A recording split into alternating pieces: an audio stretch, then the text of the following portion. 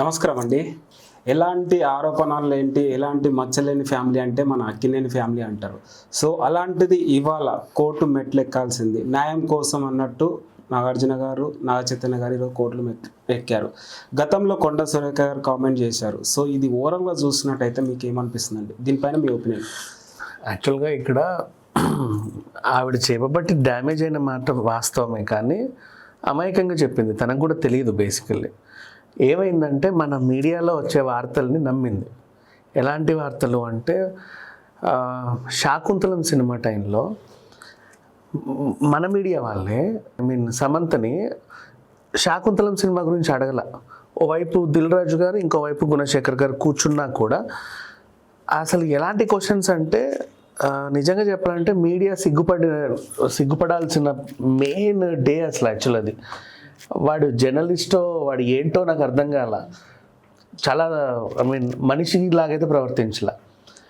ఈ క్యారెక్టరు భర్తను వదిలేసి విరహవేదన అనుభవించే క్యారెక్టర్ కదా. మీ పర్సనల్ లైఫ్లో కూడా మీకు అది జరిగింది కదా. ఈ క్యారెక్టర్ చేస్తున్నప్పుడు మీకు ఎలాంటి ఫీలింగ్ కలిగిందని అడిగాడు వాడెవడో. వాడు ఎందుకు అలా అడిగాడో తెలియదు, కానీ అయినా సరే సమంత ధీటుగా సమాధానం చెప్పడానికి కూర్చున్నా కూడా దిల్ రాజు గారు వాళ్ళు వీళ్ళు కంట్రోల్ చేసి ఏందే క్వశ్చన్స్ ఏంటి అని అన్నారు. ఆ టైంలో ఏమైందంటే ఎక్కువ ఈవిడ విడాకుల గురించి వార్తలు వచ్చాయి బాగా. సో ఈవిడ విడాకుల గురించి వార్తలు బాగా వైరల్ అయ్యే టైంలో వీడు ఒకడు ఉంటాడుగా, ఉమైర్ సంధు అనేవాడు, అడ్డమైన వార్తలన్నీ చెప్పేవాడు. వాడేం పెట్టాడంటే ట్వీట్లు పెట్టాడు వరుస పెట్టి. అసలు యాక్చువల్గా ఏంటంటే సమంతని ఇట్లా కేటీఆర్ అడిగాడు నాగార్జున ఫ్యామిలీతో. సో అందుకని చెప్పి ఈవిడ ఒప్పుకోలేదు, అందుకే విడాకులు అయ్యాయని పిచ్చి పిచ్చిగా రాశాడు వాడేవాడు. వాటిని ఇట్లా మనలా కూర్చొని మాట్లాడే వాళ్ళు మాట్లాడారు ఇలా జరిగింది అని. అది నిజమా కాదా తర్వాత సంగతి. మాట్లాడుకొని పలానోడు చెప్పాడు, పలానోడు చెప్పింది హైలైట్ అవ్వలే, కానీ ఆ వార్త బాగా వైరల్ అయింది. ఎక్కడో అక్కడో ఇక్కడో కొండా సురేఖ గారి చెవున కూడా పడింది. ఆవిడ నమ్మింది నిజమేనేమో అని.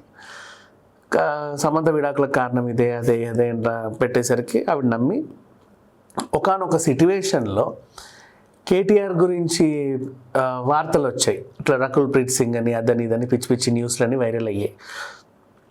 ఆ టైంలో కేటీఆర్ మీద ఉన్న ద్వేషంతో ఎందుకు తెలీదు ఫోన్ ట్యాపింగ్ చేసిండు, సమంత విషయంలో కూడా ఇట్లాగే జరిగింది అలా అలా అలా అలా అని అనర్గళంగా చెప్పేసి, అంటే ఏదో దగ్గరుండి చూసినట్టు చెప్పింది. మనం ఇప్పుడు నేను కొన్ని క్రైమ్ స్టోరీలు అవి చెప్తున్నా, కింద కామెంట్లు వస్తాయి చూడు, వీడెవడో దగ్గరుండి చూసినట్టే చెప్తాడు అని. అంత డీటెయిలింగ్గా చెప్పింది అనర్గళంగా. అసలు నిజంగా ఇప్పుడే జరిగింది, నేను లోపలికి చూసే బయటకు వస్తున్నానన్న ఇదితో చెప్పేసింది. ఇది ఎక్కువ రీచ్ అయింది. ఎందుకంటే మన తెలుగు రాష్ట్రాల్లో ఒక మంత్రి, మహిళా మంత్రి, సాటి మహిళ గురించి ఇలా చెప్పడం అనేది అసలు చాలా రేర్ సిట్యువేషన్. బాగా వైరల్ అయిపోయింది. దాంతో పాటు చాలామంది we are with you Samantha Samantha Samantha అని చెప్పి సమంతకు మద్దతుగా పోస్టులు పెట్టారు. యాక్చువల్గా అక్కడ జరిగింది ఏంటో కూడా సిట్యువేషన్ చాలామందికి అర్థం కాల. ఈవిడ సమంతను పొగిడింది. పలానా కుటుంబం వాళ్ళు మామ కొడుకు కలిసి కొడలా నువ్వు వెళ్ళి వాడి దగ్గరికి వెళ్ళు అని అంటే, చిచి నేను వెళ్ళను మీరు ఇలాంటి వాళ్ళని బయటకు వచ్చింది ఒక వీరవనితలాగా. కానీ ఆవిడ చెప్పింది జనాలకు అర్థం కాక అందరూ ట్వీట్లు పెట్టారు, సమంతాన్ని మీకేనా మద్దతు మద్దతు మద్దతు అని. తర్వాత అసలు విషయం ఎప్పుడు అర్థమైంది? ఆర్జీవీ ట్వీట్తో అర్థమైంది. ఒరే జరిగింది ఇది కాదురా, ఆవిడ అన్న ఇంటెన్షన్లో అసలు ఇది జరిగింది, ఇది ఇటైంది అటైందని ఆయన చెప్పేసరికి అవును కదా ఇదేంటి అని అనిపించింది. తర్వాత అందరూ నాగార్జున ఫ్యామిలీకి మద్దతు పలకడం మొదలుపెట్టారు. ఏదేమైనా సరే ఆ సిట్యువేషన్ ఒక 2-3 రోజుల్లో బాగా వైరల్ అయిపోయింది. బాగా వైరల్ అయింటే ఇట్లా డ్యామేజ్ ఎక్కువ జరిగింది. సో ఆయన కూడా పరువు నష్టం దావా వేశాడు. అప్పుడెప్పుడో కోర్టులో ఏదైనా సరే ఈరోజు వేస్తే ఈరోజే తెగేది కాదు కదా, దానికన్నా కొన్ని వాయిదాలు పడతాయి, ఏదో టైంకి బెంచ్ మీదకి వస్తాయి. అట్లా ఇప్పుడు మళ్ళీ ఆ సిట్యువేషన్ వచ్చేసరికి ఆయన ఆ విషయంలో వాళ్ళు కోర్టుకి అటెండ్ అవ్వాలి ఖచ్చితంగా. కేసు వేసిన వాళ్ళు ఎవరి మీద అయితే మనం మోపామో వాళ్ళు అందరూ అటెండ్ అవ్వాలి. ఇక్కడ జరిగిన సిట్యువేషన్ ఇది. కాబట్టి ఇప్పుడు మళ్ళీ మనం మాట్లాడుకుంటున్నాం. ఇప్పుడు మనం మాట్లాడుకునేసరికి కూడా మళ్ళీ ఆ పాతది వైరల్ అవుతుంది. అంటే మన ఇద్దరమనే కాదు, చాలా మంది నాగార్జున ఎందుకు వెళ్ళాడు, ఆ గతంలోనా ఏం జరిగింది, అప్పుడు తెలియనోడికి కూడా ఇప్పుడు కొత్తగా మళ్ళీ పాత వీడియోలన్నీ వెతుకుతాడు, సో మళ్ళీ వైరల్ అవుతుంది. ఇది కూడా డ్యామేజ్ ఇంకా చెప్పాలి అంటే. ఓకే, ఇది ఓవరాల్గా ఎవరికి న్యాయం జరుగుతుంది అనుకుంటారు మరి ఓవరాల్గా? మరి ఎవరికి న్యాయం అంటే తెలుసో తెలియకో ఆవిడ అలా మాట్లాడడము తప్పే. వీళ్ళకి జరిగిన డ్యామేజ్ కూడా మామూలు డ్యామేజ్ చాలా పెద్దది.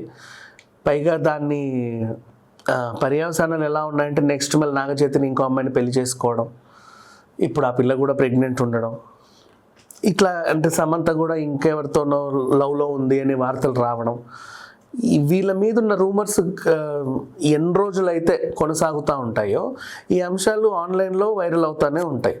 ఎన్ని రోజులు వైరల్ అయినా ఇది డ్యామేజే కాబట్టి ఆ డ్యామేజ్కి తగ్గ పరిష్కారం కావాలి. కాబట్టి వాళ్ళు కోర్టులో గెలిచారనుకో, ఓహో జరిగింది ఇది కాదు, వీళ్ళు గెలిచారు అంటే తప్పుడు ఆరోపణలు వచ్చాయి వీళ్ళపైన అనేది ఒకటి ఉంటుంది, కొద్ది గొప్ప డ్యామేజ్ కంట్రోల్ అవుతుంది. కానీ ఇప్పుడు కొంతమంది ఇట్లా తెలిసిన వాళ్ళంటే మాట్లాడుకుంటారు, ఎడ్యుకేట్స్ అయితే చెప్పరు, ఎక్కువ డిస్కస్ చేసుకోరు. కానీ వైన్ షాప్ వెనకాల మందు తాగేవాళ్ళు, అరుగుల మీద కూర్చొని ముచ్చట్లు పెట్టేవాళ్ళు, వీళ్ళు నిజమేనంట కదక్క అలాగే జరిగిందేమో ఉంటుందిగా ఇంపాక్ట్. పైగా కొండా సురేఖ గారు ఆ నియోజకవర్గంలో ఆ కొండ దంపతులు అంటే వాళ్ళకి దేవుళ్ళు చాలామందికి. వాళ్ళ అభిమానులు నిజమే అనుకోరు, మా మంత్రి చెప్పేదంటే నిజమే ఉంటుంది అని, అట్లా డ్యామేజ్ అయితే ఉంటుంది. ఓకే, చాలా మంది సెలబ్రిటీస్ పైన రూమర్స్ వస్తున్నాయి, ఒక లిమిట్స్ ఉంటాయి రూమర్స్ కూడా. సో పర్సనల్గా కూడా వెళ్తున్నారు కొంతమంది. సో ఈ ఓవరాల్గా ఇవన్నీ అరికట్టాలంటే సాధ్యమే అంటారా మరి? మనము ఒకరిని టార్గెట్ చేయబోతే ఇంకొకరు టార్గెట్ అవుతున్నారని మనకు తెలియాలి ఫస్ట్ ఆఫ్ ఆల్. ఇప్పుడు ఆవిడ కొండా సురేఖ ఏంటి కేటీఆర్ మీద ద్వేషంతో ఏదో చెప్పింది, నువ్వు కేటీఆర్ మీద ద్వేషంతో అక్కడ కేటీఆర్కి జరగట్లే డ్యామేజ్, ఎవరెవరికో జరుగుతుంది పరోక్షంగా. అది వీళ్ళు దృష్టిలో పెట్టుకోవాలి. ఆ కంట్రోలింగ్ ఉంటే మనం మాట కూడా అదుపులో ఉంటుంది. ఈ కొండా సురేఖ గారికి ఇంపాక్ట్ ఆమె రాజకీయం పైన పడవచ్చు అంటారా మరి? పడవచ్చా అంటే తర్వాత ఆవిడ మీద ట్రోలింగ్స్ ఎక్కువయ్యాయి. మన మిస్ వరల్డ్ అప్పుడు ఆవిడ సరిగ్గా ఇంగ్లీష్ మాట్లాడట్లేదని, బెనికిందని, ఇట్లా ఇట్లా ఇట్లా కొన్ని ట్రోలింగ్స్ అయితే ఎక్కువ చేశారు. ట్రోల్ ఎక్కువ చేస్తే ఏంటంటే నిజమే అంటే ఇప్పుడు ఫర్ ఎగ్జాంపుల్ కేఏ పాల్ ఉన్నాడు, అతను సీరియస్గా పొలిటీషియనే యాక్చువల్గా చెప్పాలి అంటే. కాకపోతే ఏంటంటే ఎక్కువ ట్రోల్స్కి గురైతే కమెడియన్ అవుతారు. ఇప్పుడు మంచు విష్ణు ఉన్నాడు, సీరియస్గా తను హీరోనే, కానీ ఎక్కువ ట్రోలింగ్స్ గురైతే వాళ్ళు కామెడీ చేస్తారు. అట్లా అట్లా అట్లా అట్లా అట్లా అట్లా ట్రోలింగ్కి గురైన ప్రతిసారి ఏదో ఉంటుంది. ఇప్పుడు ఈవిడ కూడా ఏంటంటే కొంచెం టైంలో మిస్ వరల్డ్ టైంలో ఇంకొంచెం ట్రోలింగ్ అయింది. రాజకీయ భవిష్యత్తు మీద ఉంటుందా అంటే ఉంటుంది ఇంపాక్ట్. ఓకే, ఉండకపోదు అంటే ఇప్పుడు 100 వచ్చే ఓట్లు 40 తగ్గాయి అనుకో, లాసే కదా అది. ఓకే, ఈ అంశంలోనే ఈ సమంత గారి గురించి మీరు చెప్పారు కాబట్టి సమంత గారి జర్నీ గురించి కూడా ఒకసారి డిస్కషన్ చేద్దాం. సమంత గారు ఏదైతే డివైడ్స్ జరిగిన తర్వాత, అదే విడాకులు జరిగిన తర్వాత అంత కనిపించలేదు, అండ్ హెల్త్ ప్రాబ్లమ్స్ కూడా ఉన్నాయనేసి కూడా కొన్ని ఎలిగేషన్స్ అయితే వస్తున్నాయి. మరి అది నిజమో అబద్ధమో తెలియదు. సో ఒకసారి ఆమె గురించి చెప్పాలంటే ఏం చెప్తారు? ఎవరైనా సరే నాన్ స్టాప్గా 10 ఏళ్ళు పనిచేశారంటే ఏదో ఒక ప్రాబ్లమ్స్ వస్తాయి. షూటింగ్స్ చేసే వాళ్ళకి కామన్ అది. పైగా ఇలాంటి హీరోయిన్స్కి ఎక్కువ ఉంటాయి, ఎందుకంటే వీళ్ళు 24 hours రోప్స్ మీదే ఉండాలి. ఇప్పుడు సమంత సోలో సినిమాలు, యశోద ఇవన్నీ ఉన్నాయి కదా, ఎక్కువ ఫైట్స్, రోప్లు ఇలాంటివన్నీ ఉన్నప్పుడు హెల్త్ కూడా సహకరించదు కొంతమందికి. పైగా ఆల్రెడీ ఎమోషనల్ గా కనిపిస్తుంటుంది. తన పర్సనల్ బాగా దెబ్బతిన్న వాళ్ళు అలా ఉంటారు లైఫ్ లో. సో దాన్ని మనం ఏమనలేం. ఇప్పుడు ప్రొడ్యూసర్ గా కూడా చేస్తున్నారు కదా కొన్ని సినిమాస్, ఎందుకు ఈ స్టేజ్ తీసుకోవాలి? ప్రొడ్యూసర్ గా చాలా మంచి డెసిషన్ తీసుకుంది యాక్చువల్గా చెప్పండి, ట్రాలాల నుంచి. బికాజ్ మొన్న శుభం సినిమా నుంచి ఎంతమందిని బయట వేసింది చూడు, వాళ్ళందరూ కొత్త ఫేసెస్, అంతమందికి లైఫ్ ఇచ్చింది. వాళ్ళు ఇప్పుడు మంచి మంచి వేరే వేరే సినిమాలలో కనిపిస్తూ ఉంటారు. అట్లా చాలామందికి లైఫ్ ఇస్తుంది ఇంకా నెక్స్ట్ ప్రొడక్షన్లో కూడా. అది మంచి డెసిషనే. వాళ్ళందరూ సమంత పేరే చెప్పుకుంటారు కదా ఫ్యూచర్లో. ఓకే, ఓవరాల్గా ఈ రూమర్స్ అందరికీ మీరు ఏం చెప్పాలనుకుంటున్నారు ఫైనల్గా? ఏం లేదు, ఎప్పుడైనా ఒక వార్త వచ్చింది అంటే దాని మూలాలు కనుక్కొని ఓహో అనుకుంటే సరిపోతుంది. వార్త వచ్చింది కదా అని చెప్పి మనం కూడా వాగకూడదు. ఓన్లీ టీఆర్పీ రేటింగ్ కోసం టీఆర్పీ భల్లు అని లేస్తుంది వీళ్ళు ఇలా మాట్లాడుకోవడానికి. టైటిల్స్ అలాగే పెడతారు, మళ్ళీ లోపల మ్యాటర్ ఏమి ఉండదు. Thank you.